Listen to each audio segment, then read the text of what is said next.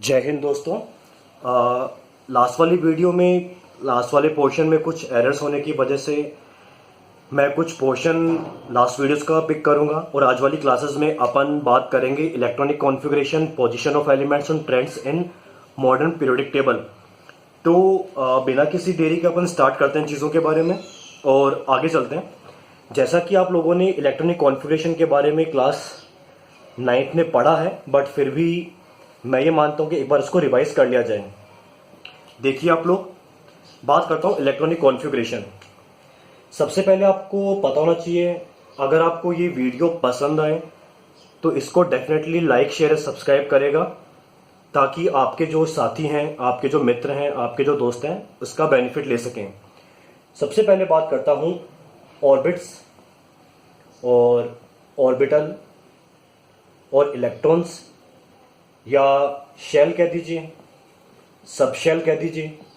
ठीक है, आप लोगों ने पढ़ा होगा के, एल, एम और एन के बारे में, बट आपने ये नहीं पढ़ा कि के में एस सब शेल होता है, एल के अंदर एस एन पी होते हैं, एम के अंदर एस पी डी होते हैं और एन के अंदर S P D and F होते हैं। एस के अंदर आप max to max 2 electron fill कर सकते हो, वापस से एस के अंदर 2, पी में 6, अगेन एस में 2, पी में 6 एंड डी में 10 इलेक्ट्रॉन्स। तो टोटलिटी में you can fill 18 electrons in M. L की बात करूं, in totality you can add 8 electrons और at last 2 electrons, 6 electrons, 10 electrons and D में 14। तो 10, 6, 16 टू 18, 18 और 10 28, 28 और 4 28 और 4 कितना, 32। तो इस तरह से आप इलेक्ट्रॉन्स को फिल कर सकते हो। अपन को ज़्यादा डीप में जाने की रिक्वायरमेंट नहीं है, ये एक बेसिक मैनर आपको समझा दिया मैंने। अब आगे चलते हैं, आपकी बुक के अंदर बात करूंगा। सबसे पहले मैं एक्टिविटी नंबर 5.4 एक्टिविटी 5.4 की बात करूंगा। इसको अगर आप ध्यान से देखोगे, मैं इसमें क्या कर रहा हूं, अपन लोग एक्टिविटी नंबर जो 5.4 है इसमें अपन मूव कर रहे हैं। आप चाहे तो एक रो के अंदर मूव कर लीजिए या कॉलम में अप से डाउन मूव कर लीजिए। चलो पहले अपन एक काम करते हैं, दोनों एक्टिविटीज को कंबाइन लेते हैं, 5.5 एंड 5.4 को। और सॉरी फॉर डिस्टर्बेंस, क्योंकि मेरा घर रोड के पास में है तो कभी गाड़ी की आवाज़ आएगी, कभी कुत्ते भौंकते रहेंगे, तो थोड़ा इसको इग्नोर करिएगा आप लोग। बट मैं कोशिश करूंगा कि आपको मैक्सिमम से मैक्सिमम चीज़ समझ में आ सके।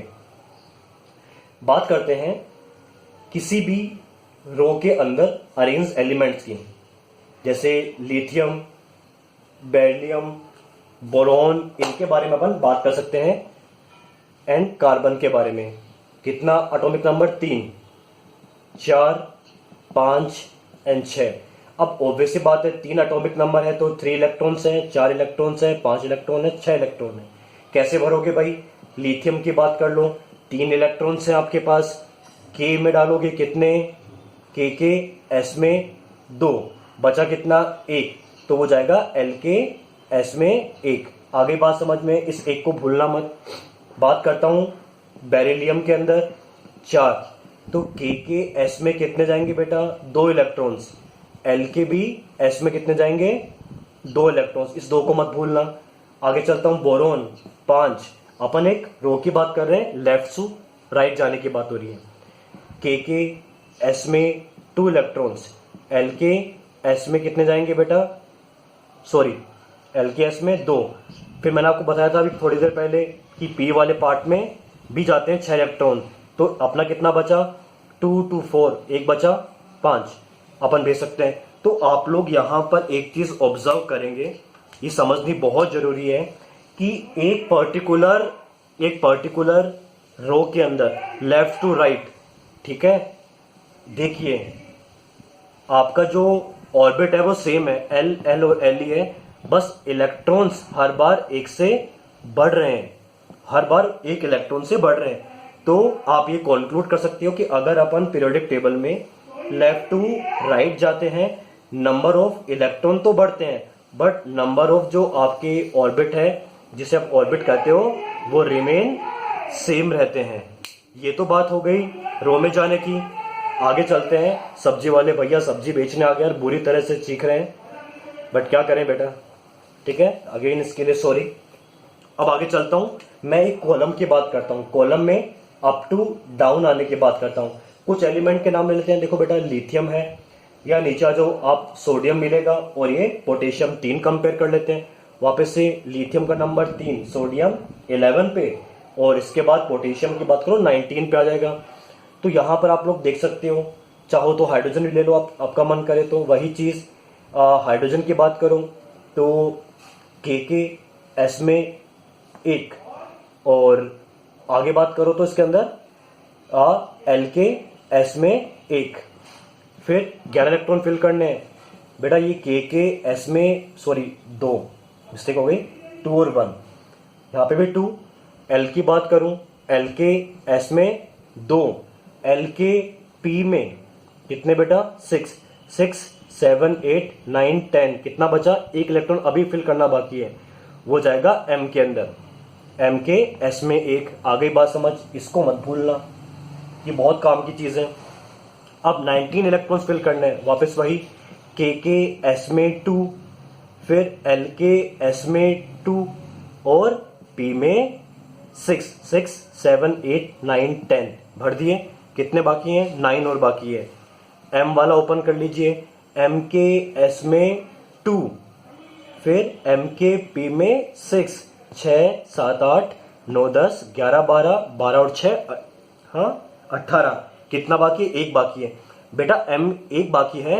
ये देखो यहाँ पर ऑक्टेट रूल अप्लाई हो रहा है, स्टेबिलिटी आ रही है, इसीलिए एम के डी में ना डालकर एन के एस के अंदर 1 जाता है। ये बात आपको यहाँ समझनी बहुत जरूरी है। बाकी ये जो आपके मेन डाउट्स है वो 11th 12th में क्लियर हो जाएंगे। तो आप एक चीज देखिए, हर बार इलेक्ट्रॉन, जो वैलेंस इलेक्ट्रॉन है, जो आउटर मोस्ट सेल में इलेक्ट्रॉन है, कितना है 1, वैलेंस इलेक्ट्रॉन हर बार कितना है, 1 आ रहा है बेटा। Valence means outermost shell में इलेक्ट्रॉन। तो एक कॉलम के अंदर इन्हें कॉलम वैलेंस इलेक्ट्रॉन हमेशा सेम रहते हैं, 1 1 1 आउटर मोस्ट में इलेक्ट्रॉन सेम, बट हर बार नीचे आने पर क्या होता है, एडिशन ऑफ न्यू ऑर्बिट, एक नए ऑर्बिट या एक नए शेल की एडिशन हो जाती है। तो यही आपको 5.3 और 5.4 आपकी एक्टिविटी समझा रही है, ठीक है। फिर भी डाउट रहे तो मेरे गिवन नंबर्स पे मुझे आप मैसेज कर सकते हो। चलो आगे चलते हैं, फिर नेक्स्ट पॉइंट की बात कर लेते हैं अपन। ये कॉन्फ़िगरेशन की बात हो गई और अपन ने दोनों आपकी एक्टिविटीज कवर कर ली है। अब मैं बात करता हूं ट्रेंड्स के बारे में। ट्रेंड्स को समझने के लिए एक बात आप लोग ध्यान दीजिएगा, ट्रेंड्स का मतलब क्या। ट्रेंड्स का मतलब कि भाई यहां से वहां, ऊपर से नीचे, लेफ्ट टू राइट, बाएं से दाएं जाने में क्या क्या चीजें रिपीट हो रही है, क्या चीजें सेम आ रही है, क्या डिक्रीज क्या इंक्रीज हो रहा है, इसके बारे में बात करेंगे।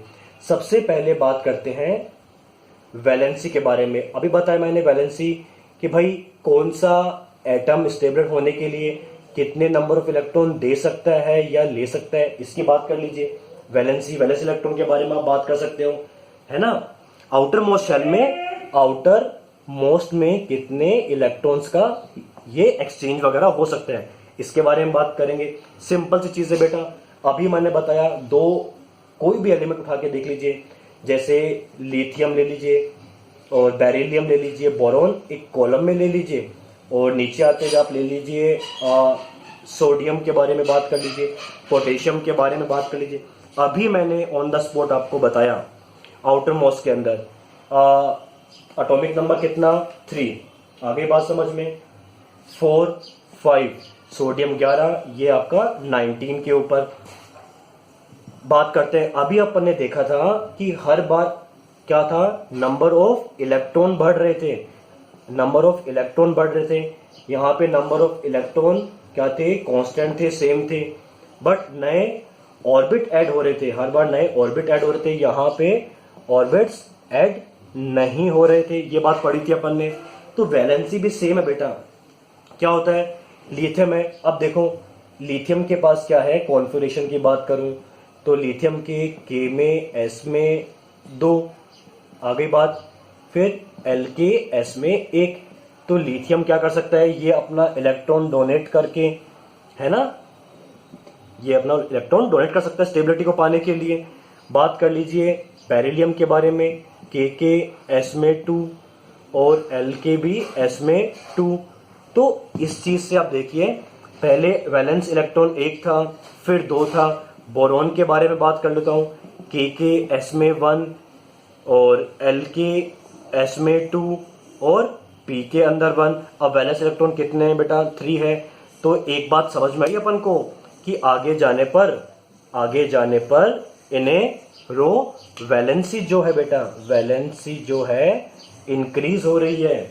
बट अगर आप पूरा का पूरा रो चेक करोगे तो पहले तो वैलेंसी बढ़ेगी, बट बाद में वैलेंसी कम भी होगी। आ रही बात समझ में आपको? बहुत आसान सा है, कोई बड़ा इशू नहीं है इसके अंदर। आप चाहो तो इजीली खुद से करके देख सकते हो, डाउट है तो मुझे बताना।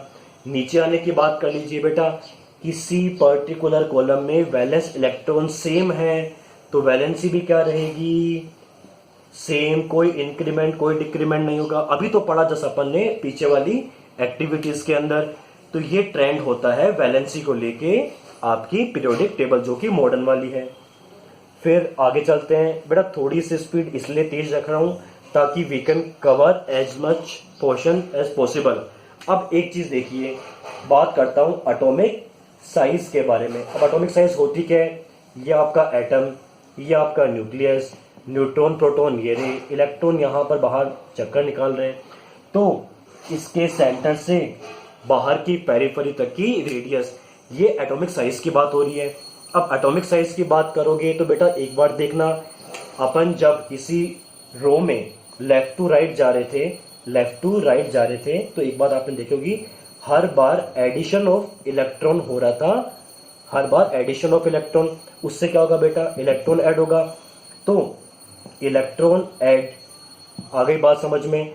तो इलेक्ट्रॉन बढ़ने के साथ साथ बेटा जो प्रोटॉन्स हैं वो भी तो हर बार क्या होंगे, बढ़ेंगे। जैसे लिथियम की बात करूं 3 इलेक्ट्रॉन्स 3 प्रोटॉन्स, बेरिलियम की बात करूं 4 इलेक्ट्रॉन्स 4 प्रोटॉन, बोरॉन की बात करूं, ठीक है, कार्बन की बात कर लो 6 इलेक्ट्रॉन्स 6 प्रोटॉन्स। तो एक बात समझ में आई, जो नेगेटिव है और जो पॉजिटिव चार्ज है हर बार इंक्रीज हो रहे हैं, नेगेटिव और पॉजिटिव चार्ज इंक्रीज हो रहे हैं। तो एक बात आपके दिमाग में क्वेश्चन आ जाना चाहिए कि फोर्स ऑफ अट्रैक्शन भी बढ़ेगा, न्यूक्लियस और आउटर जो एरिया में इलेक्ट्रॉन्स है उनके बीच में फोर्स ऑफ अट्रैक्शन बढ़ेगा। और जब फोर्स ऑफ अट्रैक्शन बढ़ेगा तो ऑब्वियस सी बात है हर बार आपको क्या मिलेगी, साइज छोटी होती भी मिलेगी। तो एटॉमिक साइज को लेके आप ये बात कर सकते हो कि सर अगर हम पीरियोडिक टेबल के अंदर लेफ्ट टू राइट जाते हैं तो साइज पहले बड़ी फिर साइज हमको छोटी मिलनी स्टार्ट हो जाती है। सिंपल सी बात है, इतना आसान है ये तो, कोई बड़ा इशू। क्यों बढ़ती है सर? क्योंकि सर एक वर्ड हम यूज करते हैं, effective nuclear charge. Effective nuclear charge के बढ़ने से फोर्स ऑफ अट्रैक्शन बढ़ता है प्रोटॉन्स और इलेक्ट्रॉन्स के बीच में, जिससे क्या है साइज हमको छोटी मिलनी एटम्स की स्टार्ट हो जाती है। चलो भाई अब बात करते हैं, अपन आ रहे हैं अप से डाउन, ऊपर से नीचे आते हैं। यहाँ पर एटॉमिक साइज के बारे में बात कर लेते हैं। सेम चीज है बेटा, बहुत ही आसान है। हर बार न्यू शेल ऐड हो रहे हैं, न्यू शेल ऐड हो रहे हैं मतलब दूरी बढ़ रही है इलेक्ट्रॉन्स की, किससे, न्यूक्लियस से दूरी बढ़ रही है। हर बार नए शेल का एडिशन हो जाता है। आ रही बात समझ में आपको? नए शेल के एडिशन होने से डिस्टेंस बढ़ रही है। और अब आप कॉमन सी बात कर सकते हो कि सर जब नए शेल की एडिशन से डिस्टेंस बढ़ रही है तो इफेक्टिव न्यूक्लियर चार्ज इतना वर्क नहीं करेगा। तो अप से डाउन आने पर टेबल के अंदर एटॉमिक जो आपकी साइज है वो आपको क्या मिलेगी, बढ़ती हुई दिखाई देगी। सिंपल सी ये हो गया एटॉमिक साइज को लेके ट्रेंड्स, ठीक है। अब अपन ट्रेंड की बात करते हैं, किस पॉइंट को लेके? अपन ट्रेंड की बात करते हैं अब मेटेलिक और नॉन मेटेलिक प्रॉपर्टीज को लेके। तो बेटा एक चीज आप देखना, आपकी लेफ्ट वाले जो पोर्शन में क्या है, मेटल्स हैं, और राइट वाले जो पोर्शन में है वहां पर क्या है, नॉन मेटल्स हैं, लेफ्ट में क्या मिलेगी आपको, मेटल्स मिलेगी, जो कि आपकी बुक में ग्रीन कलर से शो करी हुई है। और वहां जाओगे तो आपको नॉन मेटल्स येलो कलर से शो करी हुई मिलेगी। सिंपल सी बात है। और जो पिंक कलर की बीच में है वो मेटलॉइड्स हैं, जो दोनों का कंबाइंड पोर्शन है। तो अब आपके दिमाग में क्वेश्चन ये आना चाहिए कि sir left to right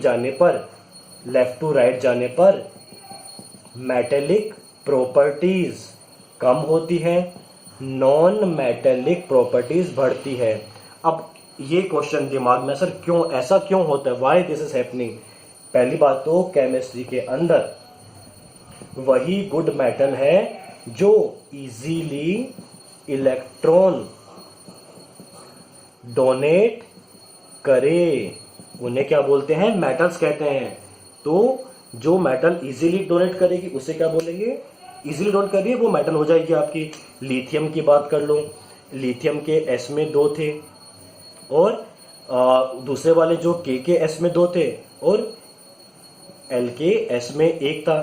stable होने के लिए ये इलेक्ट्रॉन डोनेट करके लिथियम प्लस में पहुंच जाती है। और बात करता हूँ सोडियम के, इसके बारे में, आपके बेरिलियम के बारे में। इसमें आउटर मोस्ट में 2 है तो ये अपने 2 इलेक्ट्रॉन डोनेट कर सकती है। तो जो इजीली डोनेट कर रही है उससे क्या मिलेगा आपको, ये बेनिफिट मिलेगा कि सर वो हमारी अच्छी मेटल है, और जो इजीली डोनेट नहीं कर रही वो हमारी क्या है, नॉन मेटल है।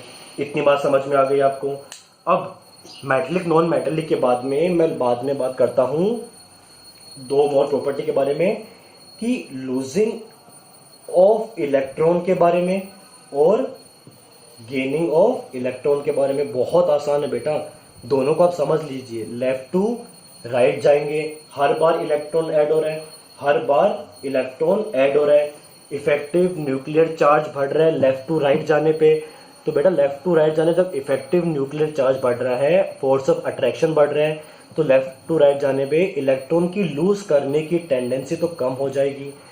अब बात करिए अप टू डाउन आने के बारे में।